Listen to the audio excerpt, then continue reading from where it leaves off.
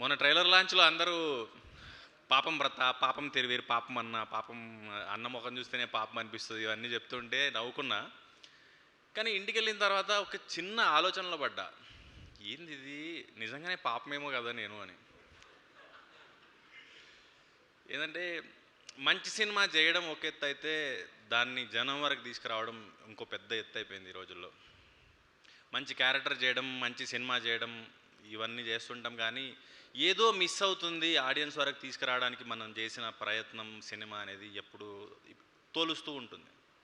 Last 2 films particularly నేను కొంచెం బాధపడిన మాట వాస్తవం. అందరూ ఇంకా మంచి సినిమా ఇంకా బాగా రీచ్ అవ్వాల్సింది అని. అది మేబీ నేను ఇంకా నేర్చుకోవాలేమో, ఎక్కడో ఏదో వైరల్ కంటెంట్ ఇవ్వాలేమో అన్నది నాకు అర్థం కాలేదు అప్పుడు. ఇప్పుడు నేను మేబీ అక్కడ ఇరుక్కుపోయా. ఇప్పుడు సినిమాను అమ్మాలి అంటే, సినిమాని జనాలకు తీసుకెళ్లాలంటే ఏదో స్టంట్ వేయాలి అని. లాస్ట్ ఫిల్మ్ ప్రీ వెడ్డింగే దానికి ఎగ్జాంపుల్. మీడియా సపోర్ట్ చేసింది, రివ్యూ రైటర్సు, క్రిటిక్స్, ఆడియన్సు అందరూ యునానిమస్గా మంచి రేటింగ్స్ ఇచ్చారు, చాలా బాగా పొగిడారు. కానీ జనానికి తెలిసే లోపే థియేటర్లోంచి వెళ్ళిపోయింది.